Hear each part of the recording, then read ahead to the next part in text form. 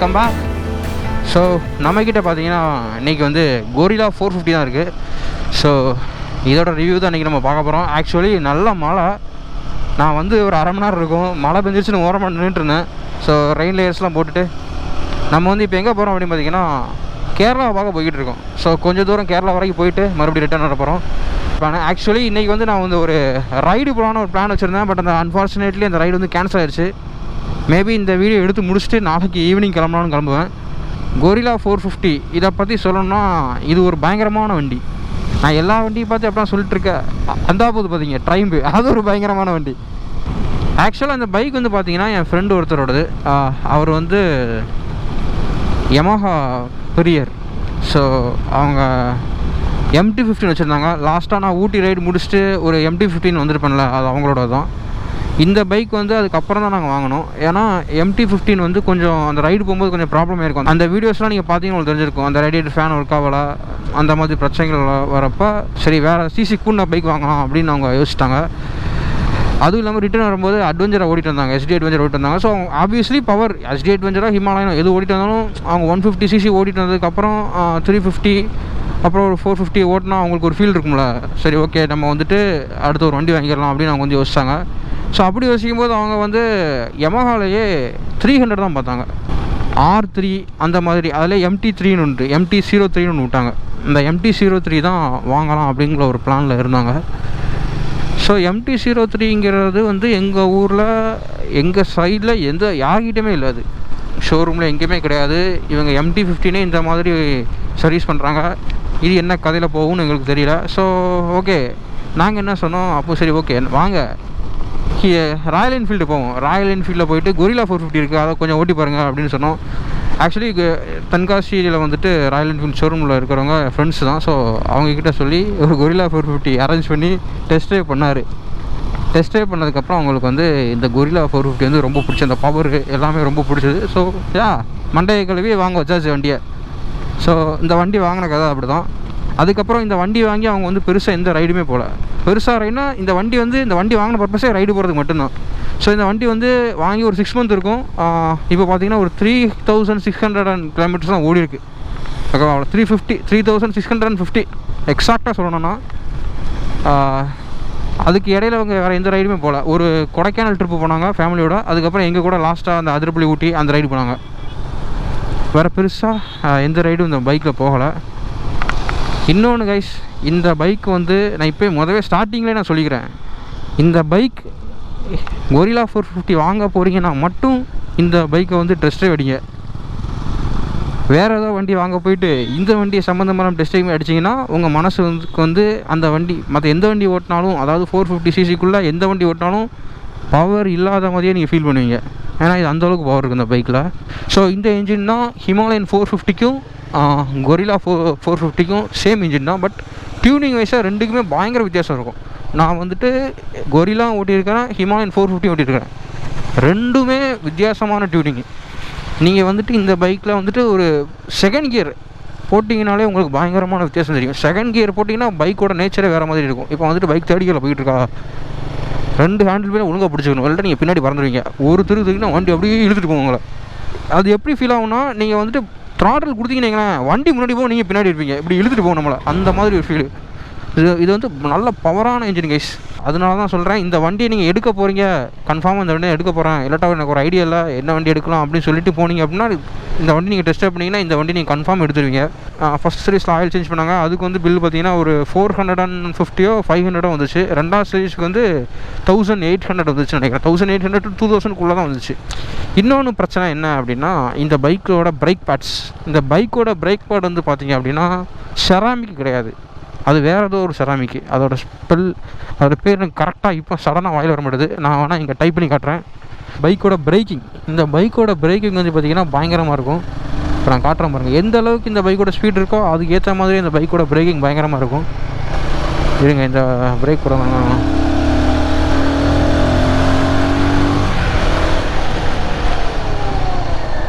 அவ்வளோதான். இப்படிங்கிறதுல பிரேக் பிடிச்சிடும். அதுக்கு தான் அந்த பிரேக்கோட காஸ்ட் வந்து பார்த்திங்கன்னா 4000 ரூபா.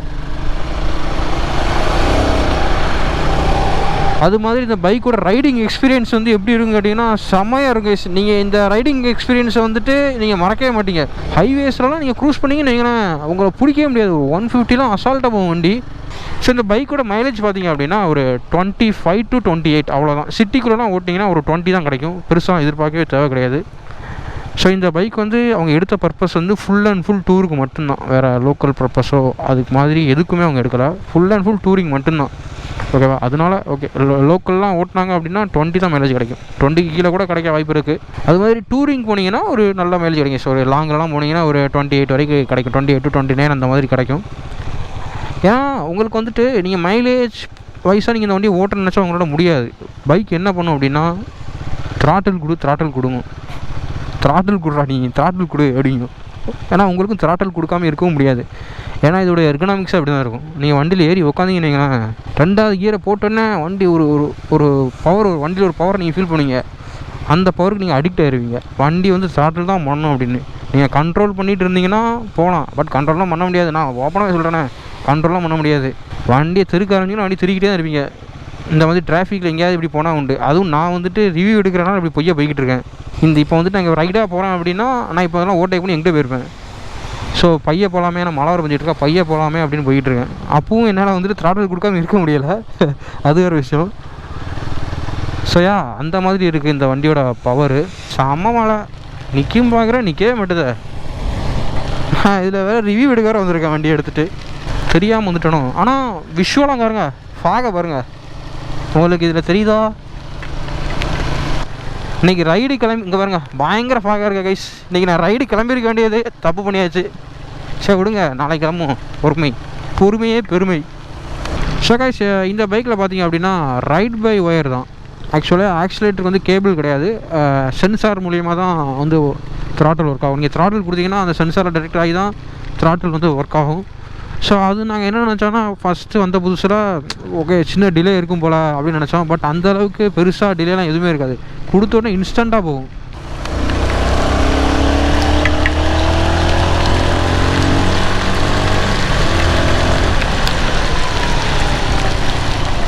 கைஸ், இது ஒரு ரகசிய இடம் கைஸ். இந்த இடத்துக்கான வழியில் நான் சொல்ல மாட்டேன். அதுக்கப்புறம் நாளைக்கு நான் இங்கே வர முடியாமல் போயிடும்.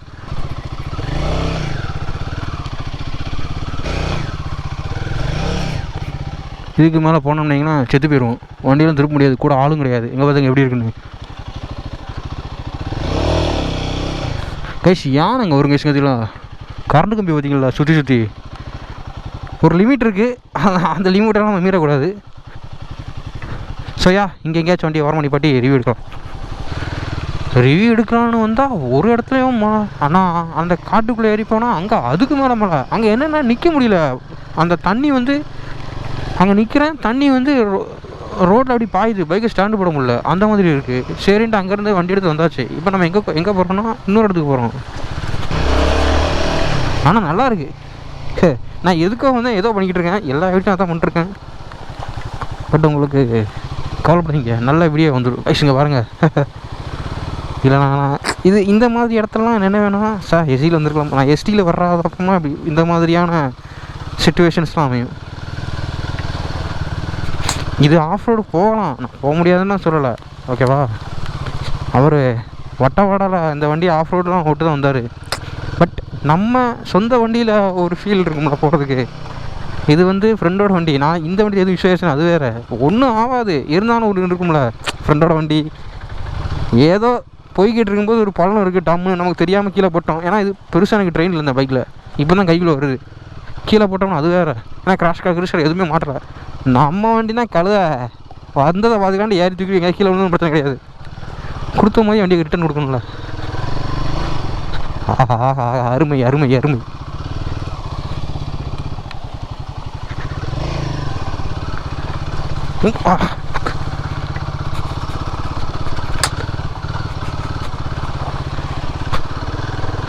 உங்களுக்கு புரியல, அட்வென்ச்சர் எல்லா வண்டியிலையும் பண்ணலாம்.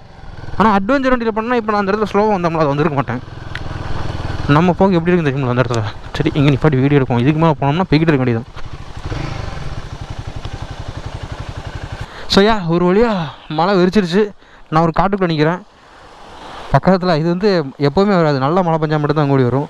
ஆக்சுவலி இதுக்கு முன்னாடி போன இடத்துல வந்து பார்த்தீங்கன்னா பைக்கை ஸ்டாண்ட் பண்ணவே முடியல, இந்த மாதிரி ரோட்டெல்லாம் வர ஆரம்பிச்சிருச்சு. நான் வண்டி எடுத்து தப்பிச்சா போகிறேன் சாமின்னு வந்துட்டேன். வாங்க நம்ம அட்வென்ச்சரில் வந்து அது வேறு கதை. இதுதான் பார்த்தீங்கன்னா கொரில்லா 450. இதோட இன்ஜின் உங்களுக்கு தெரியும், பவர் பயங்கரமான பவர் கேஸ். இது நான் இப்போவே சொல்லிக்கிறேன், நான் இந்த வீடியோக்கு முன்னாடியே சொல்லியிருப்பேன், இந்த பைக் வந்து நீங்கள் எடுக்கிற ஒரு ஐடியா இருந்தீங்கன்னா மட்டும் இந்த பைக் வந்து டெஸ்ட் ட்ரைவ் பண்ணுங்கள். சம்மந்தம் இல்லாமல் டெஸ்ட் ட்ரைவ் பண்ணி மாட்டிக்கிறாதீங்க. ஏன் அப்படின்னா இந்த பைக் வந்து நல்ல பவர். ஆக்சுவலாக இந்த பைக் வந்து பயங்கரமாக ஃபீல் பண்ணுவீங்க. இந்த வண்டியை ஓட்டிட்டு நீங்கள் எந்த வண்டியை ஓட்டினாலுமே உங்களுக்கு பவர் இருக்காது, அந்த மாதிரி தான் உங்களுக்கு ஃபீல் ஆகும். நான் இப்போவே ஃபஸ்ட்டே சொல்லிக்கிறேன் நான். ஓகே கைஸ், ஆனால் செகண்ட் கியரை போட்டதுக்கப்புறம் இதோட நேச்சரே வேறு மாதிரி இருக்கும். நான் இது வந்துட்டு சும்மா ஹைப் ஏற்றுறதுக்கோ இதுக்கோ நான் சொல்லலை, ரியலாகவே அப்படி தான் இருக்கும் இந்த வண்டி. ஸோ உங்கள் வண்டியை ராயல் என்ஃபீல்டில் சர்வீஸ் எடுக்க போகிறீங்க, சும்மா தானே இருக்குன்னு டெஸ்ட்டை அடிச்சிங்கன்னா அவ்வளோதான் வச்சுக்கோங்க. இந்த ராயல் என்ஃபீல்ட்லேயே லிக்யூடு கூலிங் வச்ச வண்டி வந்து இது தான். இந்த மாடல்ஸ்லேருந்து தான் 450லேருந்து தான் ரேடியேட்டர் வச்சு வண்டி வந்து விட ஆரம்பித்தாங்க. ஸோ ஹீட் மேனேஜ்மெண்ட் எப்படி இருக்குன்னு பார்த்தீங்கன்னா, ஹீட் மேனேஜ்மெண்ட் வந்து கொஞ்சம் ஓகேவாக தான் இருக்குது, பெருசாக சொல்கிற அளவுக்கு எதுவுமே இல்லை. ஆனால் பைக் வந்து செம பவர். அதுக்காண்டி நீங்கள் வந்துட்டு எப்போவுமே ஃபீல் பண்ணிக்கலாம் கேட்டிங்கன்னா, ஹைவேஸ்லாம் நீங்கள் ஃபீல் பண்ண மாட்டீங்க, சிட்டிக்குள்ளே ஓட்டினா மட்டும்தான் ஃபீல் பண்ணுவீங்க. இந்த பைக்குன்னு இல்லை, எல்லா பைக்குமே ஹீட் இருக்க தான் செய்யுதுண்ணே, எந்த பைக்லையுமே இல்லைன்னு நான் சொல்லலை. ஏன்னா வண்டியோட பவர் அப்படி 450cc அப்புறம் 450 இல்லை 200க்கு அப்புறமே பவர் தான். ஏன்னா நீங்கள் அவ்வளோ பவர் இருக்கும்போது ஹீட் ப்ரொடியூஸ் ஆக தான் செய்யும். ஹீட்டே வேணாம் எனக்கு அப்படின்னா நீங்கள் வந்துட்டு தயவு செஞ்சு ஈவி பக்கம் போயிருங்க, ஹீட்டும் இருக்காது ஒன்றும் இருக்காது. இப்போ பிரகாஷ் வந்துட்டு ஹிமாலயன் 450 வச்சுருக்கான், நான் நிறைய குரூப்பில் இருக்கான். ஸோ அப்பப்போ ஃபோட்டோ அனுப்போம். எந்த மாதிரியான ஃபோட்டோஸ் அப்படின்னா, பைக்கு வந்துட்டு ஷூ போட்டு நான் ஓட்டினேன், என் கால்லாம் வந்துட்டு இந்த மாதிரி பொக்கலம் ஆயிடுச்சு, அந்த மாதிரி இந்த மாதிரிலாம் நிறைய ஃபோட்டோஸ் அனுப்புகிறாங்க.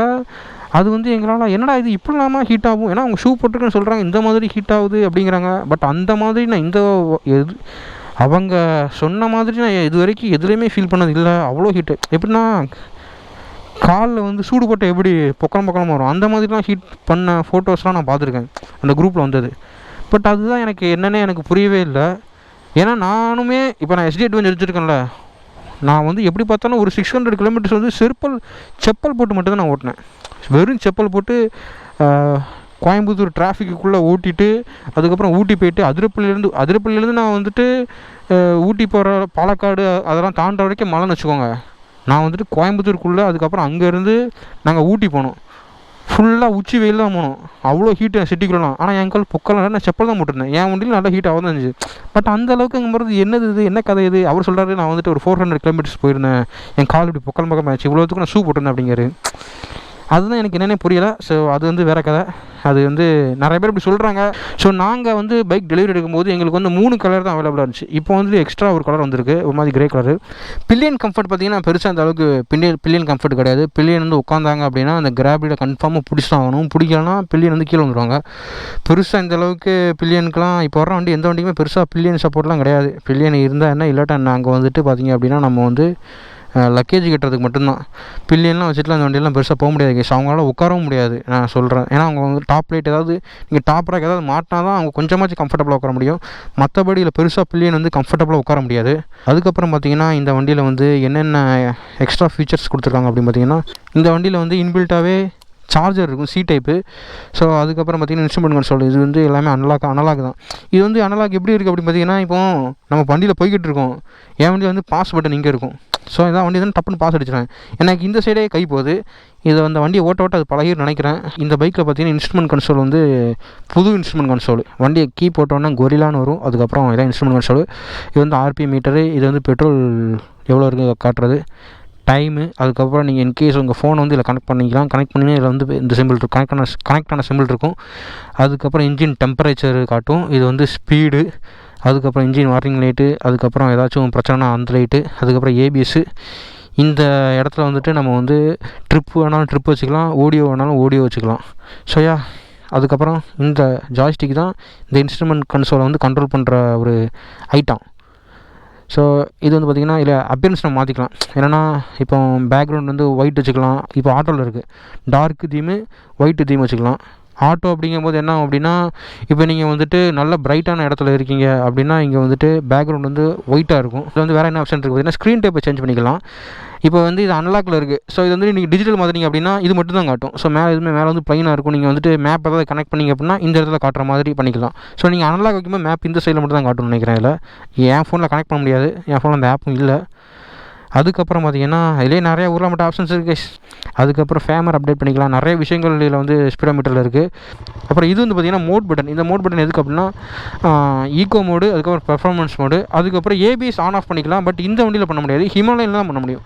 ஹிமாலயனில் இதை ப்ரெஸ் பண்ணிட்டு நீங்கள் வந்து இதை பண்ணிங்கன்னா ஏபிஎஸ் ஆன் ஆஃப் ஆகிடும், பேக் ரியர் ஏபிஎஸ் மட்டும் ஆன் ஆஃப் ஆகும். இந்த பைக்கில் அது பண்ண ஆகாது, ஏன்னா இந்த பைக்கில் வந்து ரியர் ஏபிஎஸ் வந்து ஆஃப் பண்ண முடியாது. ஸோ அதுக்கப்புறம் இங்கே சுவிட்ச் இருக்குது, இது வந்து ஹசார்ட் சுவிட்சு. அதுக்கப்புறம் இந்த சுவிட்ச் வந்து பார்த்திங்கன்னா ஹோம் சுவிட்ச். அவ்வளோதான், இவ்வளோ தான் கண்ட்ரோல். ஃபஸ்ட் வந்து வண்டி பார்க்கும்போது என்னெல்லாமோ நிறையா சுவிட்சஸ் இருக்கிற மாதிரி இருக்கும், பட் அவ்வளோதான், சிம்பிள். அதுக்கப்புறம் இந்த ட்ரிப் 1 ட்ரிப் 2 உங்களுக்கு காட்டிடும். இந்த ட்ரிப் 1 வந்து நான் 26.8 கிலோமீட்டர்ஸ் ஓடிருக்கேன். ஆவரேஜாக எனக்கு வந்து 29.3 மைலேஜ் கிடச்சிருக்கு அப்படிங்கிறது காட்டும். அது மாதிரி வந்து ஃபியூல் ரேஞ்சு காட்டும் 170. இப்போ வந்து ஃபியூல் கன்சப்ஷன் வந்து எப்படி காட்டும் பாருங்கள். நான் வண்டியை ஸ்டார்ட் பண்ணி மூவ் பண்ண ஆரம்பிச்சேன்னா எனக்கு வந்து காட்டும். இங்கே பாருங்கள், 10 kilometre per litre, 15 kilometre per litre அப்படி காட்டுதா. ஸோ இதுதான் கைஸ். அதுக்கப்புறம் வாங்க நான் வந்துட்டு வண்டியை பற்றி நிறைய விஷயங்கள் சொல்கிறேன். ஸோ இந்த ஸ்பீடோமீட்டரில் வந்து ஆட்டோவில் இருக்குன்னு சொன்னல, இப்போ பாருங்கள் கொஞ்சம் பிரைட்டான இடத்துக்கு வந்ததும் ஒயிட் ஆகிடுச்சா, இப்போ டார்க்கான இடத்துக்கு போனதுக்கும் பிளாக் ஆகிடுச்சா. அதுதான் கைஸ் ஆட்டோ. அதை வந்துட்டு நம்ம ஒரே இதாகவும் வச்சுக்கலாம், அது அவங்க விருப்பம். பிரைட் வச்சிங்கன்னா மூஞ்சியில் அடிக்கிற மாதிரி இருக்கும், இதுனா கொஞ்சம் அப்படி இப்படி கொஞ்சம் கரெக்டாக இருக்கும். என் வண்டியில் புறமே போயிடக்கூடாது. இதில்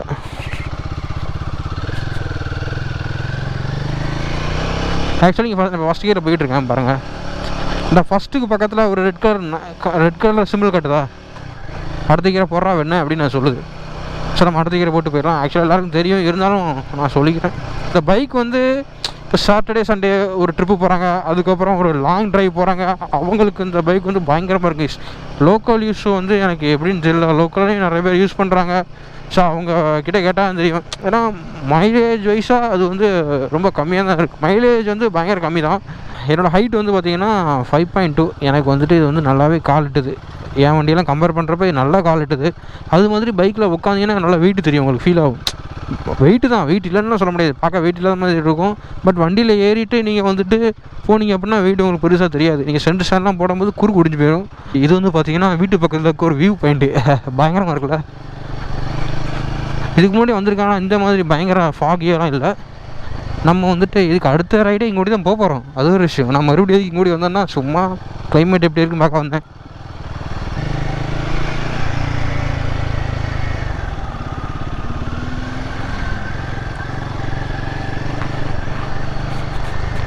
இந்த இடத்துல யானை அதிகமாக உண்டு கைஸ். நான் போகிற இடத்துல முக்கால்வாசி இடத்துல யானை அதிகமாக இருக்கும். நானும் யானை எங்கே அதிகமாக இருக்குமோ அந்த இடத்த பார்த்தா போய்கிட்டு இருக்கேன். மறுபடியும் ஒரு யானையை பார்த்துட மாட்டோமா அப்படிங்கிறது. சரி கைஸ், நம்ம லிமிட் வந்து இதோட முடிஞ்சிச்சு. ஏன்னா இதுக்கப்புறம் பார்த்திங்கன்னா யானை உண்மையே அதிகமாக இருக்கும்.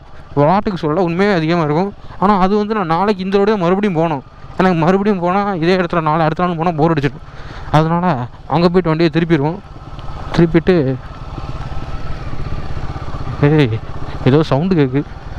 ராயல் என்ஃபீல்டுலேயே கொரில்லா 450 மட்டும்தான் டயர் சைஸ் வந்து கொஞ்சம் இருக்கிறதே பெருசு. ராயல் என்ஃபீல்டில் இருக்க எல்லா பைக்கையும் சேர்த்திங்கன்னா கொரில்லாவில் தான் டயர் பெருசு. அதுக்கப்புறம் 650ன்னு நினைக்கிறேன். 650னா என்ன 650 பியர் 650ல் தான் அதுக்கப்புறம் பெருசுன்னு நினைக்கிறேன், ஸ்க்ராம்ப்ளரில். ஸோ இந்த செக்மெண்ட்டில் இந்த இதுதான் ஃபஸ்ட்டு பெரிய டயரில் கொண்டு வந்தாங்க. அதுக்கப்புறம் பார்த்தீங்கன்னா பெரிய டயர்னா நல்ல பெரிய டயர், ரொம்ப பெரிய டயர் 160 பின்னாடி இருக்க டயரோட சைஸு. முன்னாடி டயர் வந்து பார்த்திங்கன்னா 120.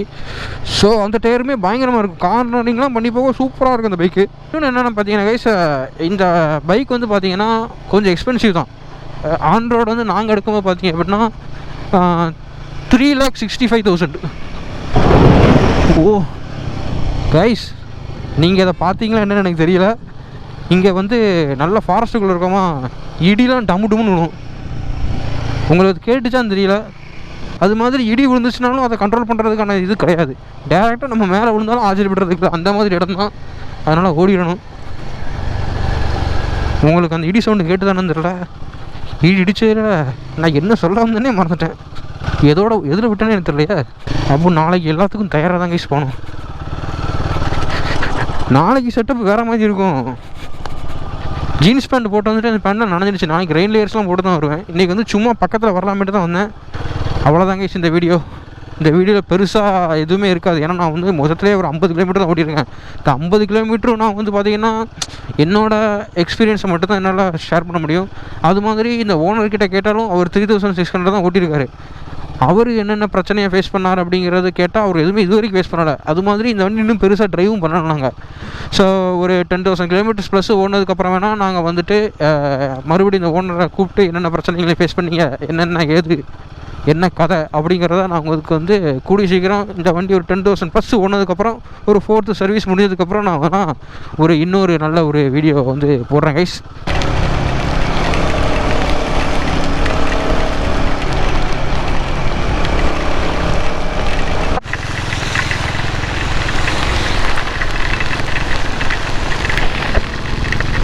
கைஸ் சரியான மழையில் ரைட் பண்ணுறதே ஒரு தனி சுகம்.